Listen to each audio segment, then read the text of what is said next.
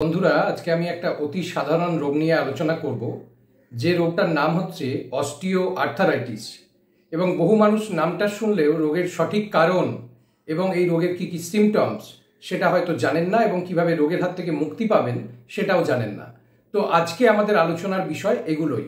মূলত দেখা যায় যে মানুষের হাড়ের ব্যথা হলে সব ব্যথাকেই মানুষ বাত হিসাবে ভেবে নেন, বা বর্তমান সময়ে দেখা যায় যে বিভিন্ন ব্যক্তি যারা হাড়ের ব্যথায় কষ্ট পাচ্ছেন একে অপরকে পরামর্শ দিচ্ছেন ইউরিক অ্যাসিডটা টেস্ট করা, ইউরিক অ্যাসিড বেড়েছে। হ্যাঁ, অবভিয়াসলি ইউরিক অ্যাসিড একটা ফ্যাক্টর হয়, সেটা গাউটের জন্য। অস্টিও আর্থারাইটিসের কারণগুলো কিন্তু পুরোপুরিই আলাদা। তাই একটা রোগের সঙ্গে আরেকটা রোগকে গুলিয়ে ফেললে চলবে না। আজকাল যেটা আমাদের মধ্যে সমস্যা দেখা যায়, বিশেষ করে বাঙালিদের মধ্যে যে প্রবণতা দেখা যায় যে আমার যে সমস্যা হয়েছিল আমি একটু যদি বিষয়টা সম্পর্কে জেনে নিই, স্বল্পবিদ্যা ভয়ঙ্করই হয়ে যায়। আমি চারপাশের মানুষকে ধরে ধরে কোথাও যদি শুনি যে হাড়ে ব্যথা হচ্ছে, আমি আমার হাড়ের ব্যথার সাথে সেটাকে মিলিয়ে সেইভাবে তাকে সাজেশন দিয়ে রীতিমতো ফোর্স করব যে তুমি ওটা ফলো করো। না, সব হাড়ের ব্যথা কিন্তু এক ব্যথা নয়, এবং প্রত্যেকটার নির্দিষ্ট কিছু কারণ আছে, সেই হিসাবে তাদের প্রতিকারগুলো আলাদা। তাই কোনো ব্যক্তির পরামর্শ না শুনে বিশেষজ্ঞ যিনি এ বিষয়ে তার পরামর্শ মেনে চলুন, তাতেই সুস্থ থাকবেন। না হলে কিন্তু হিতে বিপরীত হতে পারে। তো চলুন আমরা প্রথমেই জেনে নিই যে অস্টিও আর্থারাইটিসের কারণ কি। না, অস্টিও আর্থারাইটিসের মূল কারণই সেটা হলো আপনার শরীরের ওজন বেড়ে যাওয়া। শরীরের ওজন বেড়ে যাওয়ার ফলে আপনার কঙ্কালতন্ত্রের যে হাড়গুলো, অর্থাৎ কোমরের হাড়, শিরদাঁড়ার হাড়, হাঁটুর হাড়, গোড়ালির হাড়, এই যে হাড়গুলো, এই হাড়গুলো মূলত সেই ভার বহন করতে করতে দেখা যায় অতিরিক্ত লোডের কারণে হাড়ে হাড়ে যে ঘর্ষণ হচ্ছে, ধরুন এই যে একটা জয়েন্ট যখন হয় না, এরকমভাবে আমাদের হাড়গুলো এখানে কিন্তু ফ্রিলি মুভ করতে পারে, এবং এর জন্য এই জয়েন্টের মধ্যে একটা তরল থাকে যাকে আমরা বলি সাইনোভিয়াল ফ্লুইড। এই সাইনোভিয়াল ফ্লুইডের মাত্রাটা যদি কমে যায় বা দুটো হাড় যদি খুব প্রেস হয়ে যায়, তখন এই ঘর্ষণজনিত কারণে এখানে যে তরুণাস্থি থাকে, কার্টিলেজ, সেই কার্টিলেজটা অ্যাকচুয়ালি ক্ষয়ে যায়। এবং এটা ক্ষয়ে গেলে এটাকে পুনরুদ্ধার করা কিন্তু ভীষণ কঠিন একটা ব্যাপার। সেক্ষেত্রে দেখা যায় যে নি রিপ্লেসমেন্টের রাস্তায় যেতে হচ্ছে, যে হাঁটু বদলে নিতে হচ্ছে। অনেক ব্যয়বহুল চিকিৎসা পদ্ধতি, সবসময় যে তাতে ভালো রেসপন্স পাওয়া যাবে সেটাও নয়। তো এত ঝামেলার মধ্যে যেতেই হয় না যদি আমরা একটু স্বাস্থ্য সচেতন হই।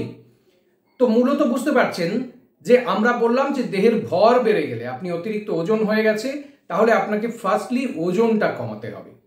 দুই হচ্ছে বয়সের সাথে সাথে বহু ব্যবহার হতে হতে ক্রমাগত আপনি সিঁড়ি দিয়ে ওঠানামা করেন, খুব দৌড়ঝাঁপ করে কাজ করেছেন, ভারী পরিশ্রমের কাজ করেছেন, হাঁটুর ওপরে বাড়তি চাপ সবসময় এসছে, কোমরে বাড়তি চাপ সবসময় এসেছে, সেক্ষেত্রে এমন একটা প্রবণতা থাকে। নেক্সট আমরা বলবো যাদের সাদা চামড়া, এক্ষেত্রে কিন্তু তাদের রোগে আক্রান্ত হওয়ার অনেকটাই প্রবণতা বেশি থাকে, কারণ সাদা চামড়ার ক্ষেত্রে স্কিনের মধ্যে মেলানিন কম থাকার কারণে তাদের জন্য দেখা যায় যে ভিটামিন D3 সংশ্লেষ হয় কম, এবং স্বাভাবিকভাবে ভিটামিন D3 ঘাটতিতে ভোগার কারণে তাদের সাইনোভিয়াল ফ্লুইডের মাত্রা আস্তে আস্তে কমতে থাকে, এবং তাদের ক্ষেত্রে এই জাতীয় সমস্যা, অস্টিও আর্থারাইটিসের সমস্যা অনেকাংশে বেড়ে যায়। নেক্সট আমি যেটা বলবো যে মহিলাদের ক্ষেত্রে মূলত এই সমস্যা সব থেকে বেশি, কারণ তাদের বডিতে ইস্ট্রোজেন হরমোন এই সাইনোভিয়াল ফ্লুইডকে ধরে রাখার একটা কাজ করে থাকে। তো মেনোপজের পর সাইনোভিয়াল ফ্লুইডের মাত্রা যদি কমতে থাকে, হাড়ের ক্ষয় কিন্তু বহু মাত্রায় বেড়ে যায়। তো বর্তমান সময়ে দাঁড়িয়ে যেটা দেখা যাচ্ছে, এখন আর রোগ কোনো বয়স মানছে না, যে কোনো বয়সের মানুষই আক্রান্ত হচ্ছেন। 20 বছরের মহিলার ক্ষেত্রেও এমন সমস্যা দেখা যাচ্ছে, যেটা আগে ছিল 40-এর আগে মহিলাদের এমন রোগ হতো না, এবং পুরুষদের ক্ষেত্রে মোটামুটি 60-এর আগে এমন রোগ হতো না। তো এখন 30 পেরুলে পুরুষরা এবং 20 পেরুলে মহিলারা বিভিন্ন জায়গায় হাড়ের ব্যথায় আক্রান্ত হচ্ছেন, এবং অনেক সময় সেই ব্যথা রীতিমতো অসহ্য হয়ে যাচ্ছে। তো আমরা তো কারণগুলো নিয়ে একটা আলোচনা করলামই। এবার যদি আমরা বলি যে এর প্রতিকার কি হতে পারে, বা এই রোগের লক্ষণটা ঠিক কি হবে। না, এই রোগের লক্ষণটা যেটা হচ্ছে, হাড়ের মধ্যে একটা দপদপে ব্যথা হবে, জায়গাটা লাল হয়ে ফুলে যেতে পারে, এবং হাঁটাচলা করলে বা ভারী জিনিস বহন করলে এই রোগের ব্যথা বা তীব্রতা দুটোই কিন্তু বেড়ে যায়। তো এই লক্ষণ যখনই দেখবেন অবশ্যই চিকিৎসকের শরণাপন্ন হন। প্রয়োজন হলে এক্সরে করাতে হবে, দিয়ে বুঝতে হবে যে অস্থির ক্ষয় বর্তমানে কি পরিস্থিতিতে আছে, তার উপরে নির্ভর করবে আপনার চিকিৎসা পদ্ধতি। তো আজকে আমি যে চিকিৎসা পদ্ধতির কথা বলবো সেটা খুবই সহজ সরল, এবং স্বাভাবিকভাবেই আগে থেকে একটু সচেতন হলে আপনারা কিন্তু ঘরে বসেই রোগটার প্রতিকার করতে পারেন। তো আসুন, এই জন্য আমাদেরকে আগেই দেখতে হবে যে ডায়েটের পার্টে আমরা কিভাবে নজর দিতে পারি, এবং সেখান থেকে কিভাবে সুস্থ থাকতে পারি। ডায়েট এবং লাইফস্টাইল হচ্ছে সব থেকে বড় কথা, যেগুলো আমাদেরকে বহু রোগের হাত থেকে বাঁচায়। লাইফস্টাইলের মধ্যে হচ্ছে যে যখন এমন রোগের সমস্যা আপনি প্রথম অনুভব করবেন, অবশ্যই ভারী ওজন তোলা এবং ভারী কাজ বন্ধ করে আপনাকে কিন্তু আপনার কঙ্কালতন্ত্রকে পর্যাপ্ত বিশ্রাম দিতে হবে। তখন এটা ভাবলে চলবে না যে আমার কাজগুলো করবে কে, কারণ আপনি যদি চিরস্থায়ীভাবে পঙ্গু হয়ে যান তখন আপনার কাজ করবে কে। যেটা আমাদের বাড়িতে মূলত মা, ঠাকুমা, দিদিমা, জেঠিমা এদের ক্ষেত্রে দেখা যায় যে আমি পড়ে গেলে কি হবে, আমার কাজগুলো কে করবে, আমি কি কাজ না করে বসে থাকবো নাকি, এই ভাবনাগুলোকে প্রশ্রয় দিলে চলবে না। আপনার আগামীর সুস্থতার জন্য কিছুদিন বিশ্রাম তো আপনাকে নিতেই হবে, কারণ এখানে যে তরুণাস্থি হয়ে গেছে তাকে নিজের জায়গায় আসতে হবে, সাইনোভিয়াল ফ্লুইড যে কমে গেছে তাকে নিজের জায়গায় আসতে হবে।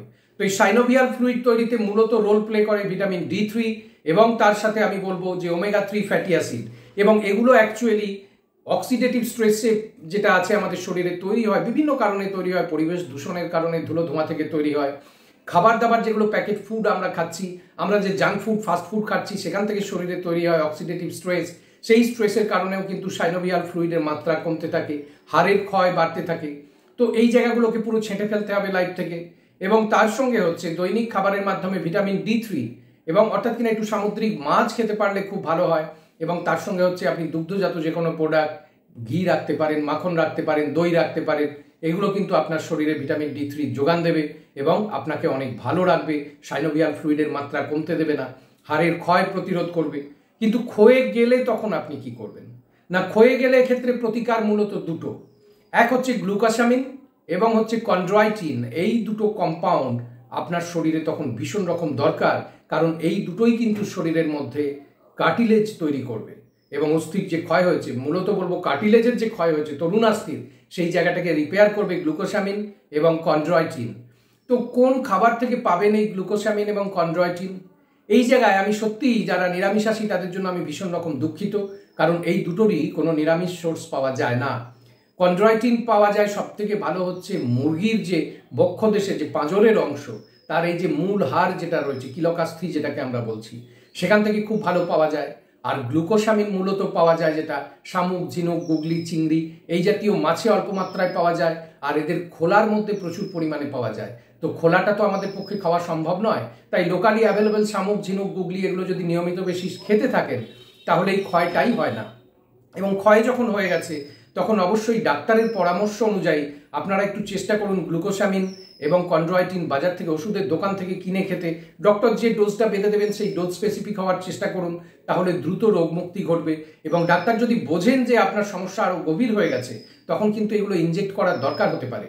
এবং এগুলো মূলত আমাদের শরীরে সব থেকে ভালো কাজ করে সালফেট ফর্মে। তাই দেখুন আপনার প্রেসক্রিপশনে যে ওষুধ দেওয়া হয়েছে তার মধ্যে গ্লুকোসামিন সালফেট এবং কন্ড্রয়টিন সালফেট আছে কিনা, যদি না থাকে আপনি ডাক্তারের সঙ্গে এই বিষয় নিয়ে আলোচনা করতে পারেন, কারণ ডক্টরের কাজ আপনাকে বোঝানো আপনার রোগ সম্পর্কে, আপনার ওষুধ সম্পর্কে। তো কেমন লাগলো আজকের ভিডিও জানাতে ভুলবেন না। খুব ভালো থাকবেন, সুস্থ থাকবেন, হাড়ের ব্যথা থেকে বেঁচে থাকবেন। ধন্যবাদ সকলকে।